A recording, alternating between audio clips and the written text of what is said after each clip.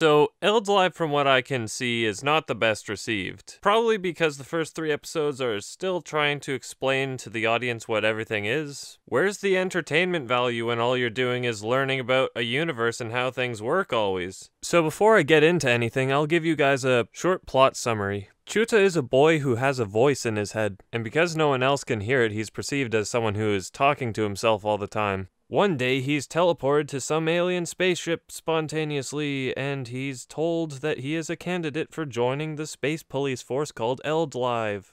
Why did they choose him again? I don't know. They had some girl stalking him to evaluate him, but whatever. Then he needs to face a single trial to be recruited into Eldlive. I guess there really isn't much else that needs to be proved. And Chuta succeeds, of course, because you wouldn't have an anime then. But he won due to the voice in his head taking up a physical form, and using its convenience powers to finish off the trial, and to get him into Eldlive. From there on, we follow him through his day-to-day space police work. So, Chuta has this little Parasite Migi ripoff thing attached to him at all times, right? So because of this, he has talked to himself forever, basically, and it's super frustrating and annoying when Chuta doesn't learn to just simply not respond to the voice. It's not hard to shut your mouth every once in a while. It's not as if he doesn't notice everyone thinks he's a weirdo, and he gets put into bad standings and situations because of it. He's just brain dead and can't ignore the bastard attached to him. So that leads to the final issue, the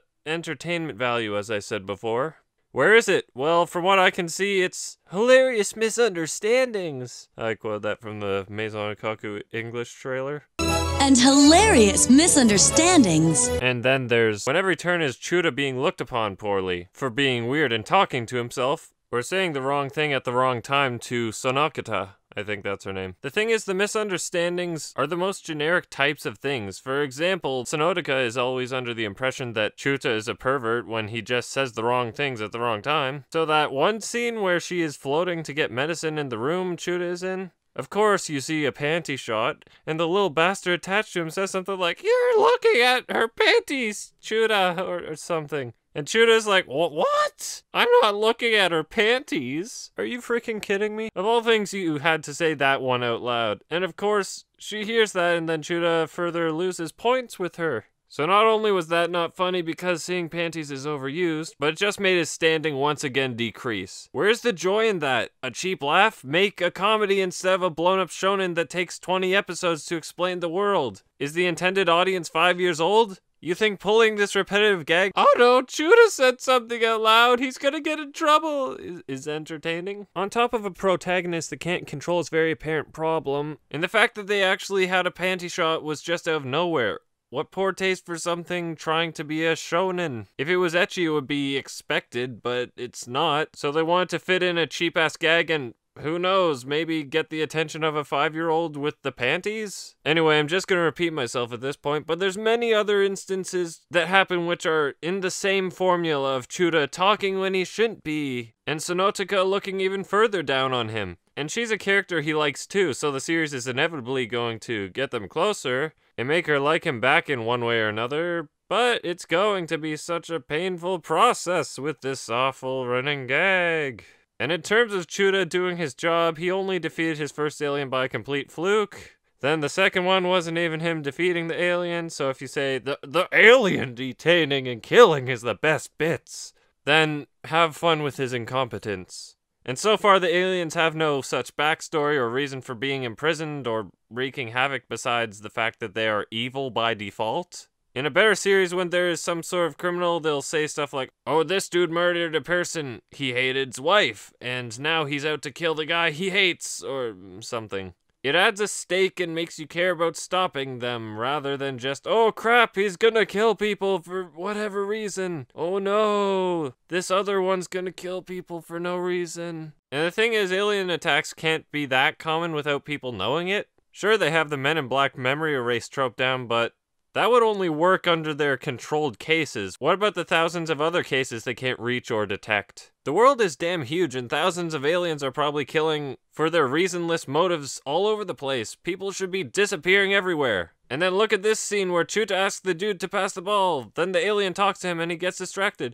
Then, "Chuta, look out!" I swear he prioritizes his attention to that little bastard instead of his surroundings. He'll be in the middle of a bank robbery as a hostage, and then his alien will be like, Chuta, the bank is being robbed! Yes, I know the bank is being robbed! Then he'll get shot.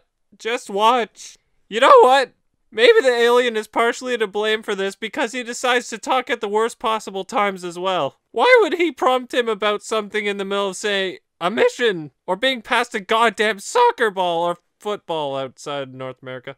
The alien is a massive hindrance. What has he done besides fluke Chuta into passing the exam? He would be a candidate for Eldlive without him anyway. He would be perfectly normal and fine without him. The alien is so damn annoying. The talking to Chuta's self is so damn annoying. Getting beaten up and misunderstood is so damn annoying. The show is so damn annoying. Oh, about that scene where he's passed the ball. Dulu saves the ball from being missed and makes Chuta look good. Oh, shut up. You want me to like that thing for the sake of making Chuta look better? The reason he missed to begin with was because your annoying ass was distracting him, and Chuta might not need to prove to others that he is better than people thought if you didn't intrude his damn life and make people think he's a weirdo. So Sonokatepka, I forget already. I really want to like, but so far, all she's done is being the opposite of an understanding person. She's shown that she is every annoying tsundere trope bundled in one for a 50% discount limited time offer. And that she is almost as annoying and unlikable as Dulu. And then look at this scene. Someone please catch the gum thief. Oh no, someone stole gum? That bastard's gonna pay for stealing that $1 worth of gum. Who the hell would do something like that? Why so petty? Maybe he stole a lot of gum, but who in their right mind would steal a ton of gum in broad daylight? Oh, look great. Should have tried to look cool and save the day and killed his aunt.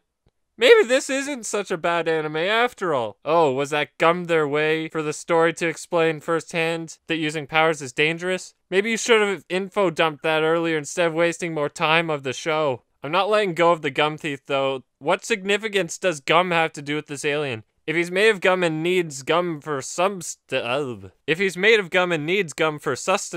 maybe. But you're telling me the excitement and action entertainment comes from a dude whose motive is to steal gum? You really think that's satisfying entertainment value? It just so happens that the one time a dude stole gum, his aunt is the one precisely that was hurt from the aftermath. No more, no less. I guess she really has to be held up in the hospital. She was knocked out for the small pieces of glass. She went into a glass-induced coma. When a patient touches too much glass to a point where they can't feel the body and lose consciousness. Stop exaggerating this dumb, super convenient scene. やめようかな、エルドライブ。 Yes, please quit. And amputate the tumor of a life form off your body as well. So that it can protect Auntie and her muffins. What a noble cause. Oh, it looks like the guy there has a warrant for his arrest now. He'll regret ever taking that gum. So this Moon guy says 50,000 people have seen his arms, but he isn't willing to help Chuta unless he keeps quiet about his arms. Is that supposed to be funny? It's just too ridiculous and dumb. I don't think 50,000 people have even seen my arms before. 1 million subs arm reveal. That's 150,001th, or whatever you call it, of the people who know about him.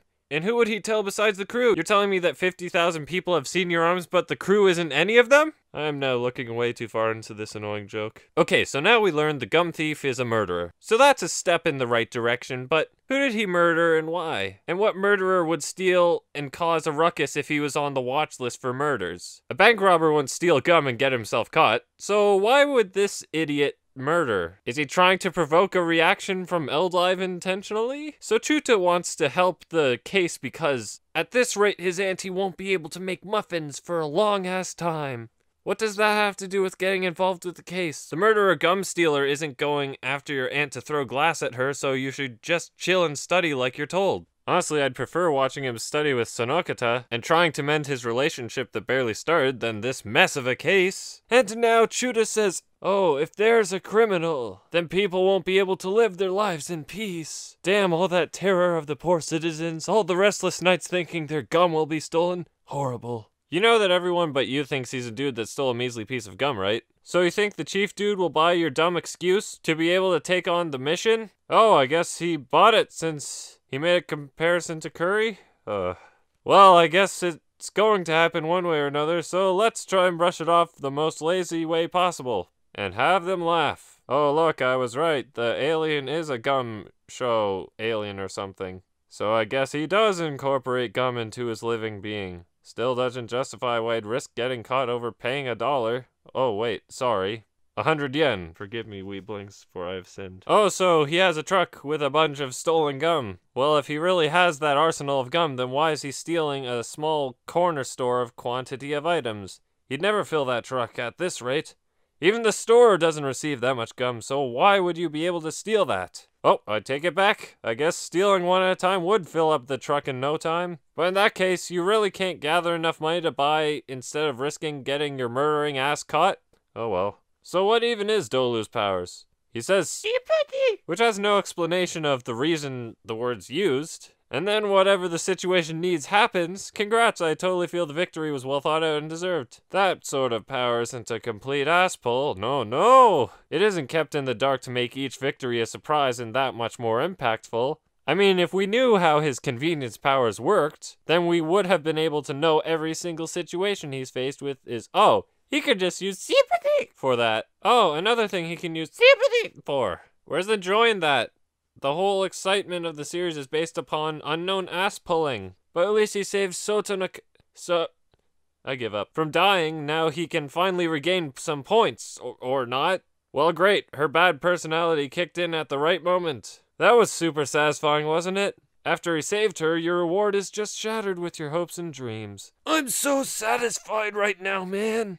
Are you serious? So not only does he owe her points now for being directly saved after, but they decide to have some suggestive shots of her as well? This series is just full of great stuff. See, even she said they're now even. So your reward is just plucked right out of your hands. And now Chuta is obviously staring into her boobs. This is so... Why are you adding this in? Maybe if there was a show with substance it could be excused, but this show has done nothing but annoy me. So you're just adding to the mess with its, Oh look, it's my favorite thing ever. Another info dump. You know.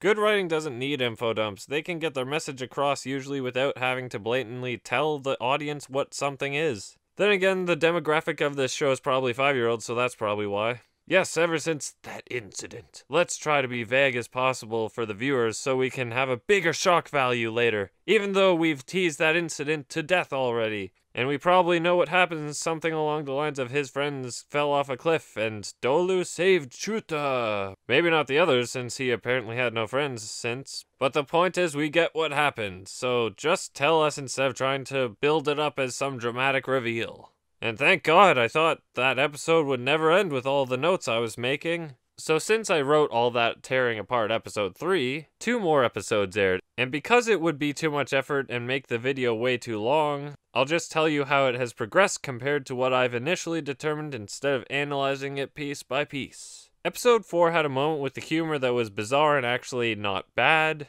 Sonokata is still cold and unlikable as before, but showed at least some signs of vulnerability when Chuta was able to make her look bad. But because she is a tsundere, she has no choice but to be sassy instead of acknowledging Chuta for being correct. So that's great. The flashbacks finally got addressed and we know about what happened specifically. During the episode we make some kind of interesting developments on that, and the situation Eldlive is put in is sort of compromising, so it's alright. Episode 5 gives us an actual plot, or at least a goal for the time being. Then there's a battle that takes place and is actually not bad since it has thought behind it. And damn, the results were surprising and felt like they had value instead of it just being another alien fight. Then after that, it opens with a new objective that you kind of want fulfilled. Though, since we know nothing about the other characters Chuta and Gucci want to find, there's no reason to care.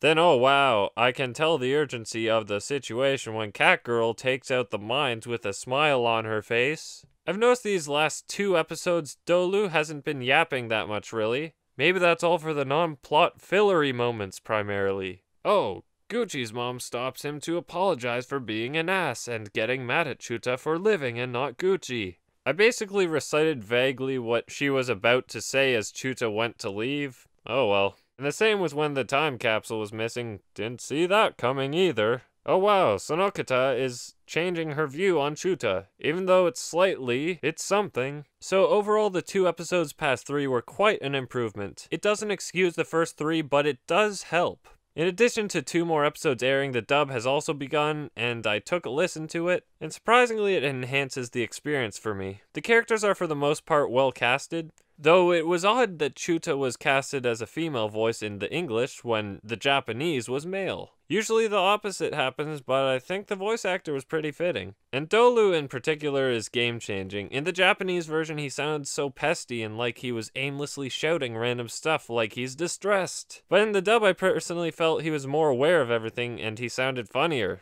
Which doesn't say much because him as a gag isn't that great, but an improvement regardless. And he sounds involved with the environment and situations rather than something compulsively blabbing nonsense. In the dub he sounded like he was teasing Chuta, which made it feel like there was a chemistry of sorts. Now I forget the specifics of the first episode, especially Dolu's dialogue, so maybe the same was true for the subbed in the terms of the teasing and such, but in either case the dub just felt better for me. Now, I was looking under episode 3 with a microscope for the most part, so don't be too offended if I'm particularly hard on it. That's kinda the point. Though some of the problems are quite evident and almost leave the show with quite a bit to catch up on. I'm not dropping the show by any means. I'll be sure to have a review of the series without any ranty picky bits later. So tune in when I'm not trying to destroy every fiber of its being, and hopefully it can redeem itself somewhat by then. So OutLive is obviously streaming still at the time of this video, so if you're interested in watching it, you can check it out on Crunchyroll subbed and Funimation for its dub casting. And it's licensed by Funimation, so later on in life it's gonna get a release on DVD and Blu-ray probably. And if you're interested in watching a review of a full anime series where I don't analyze every little event, check out my other videos.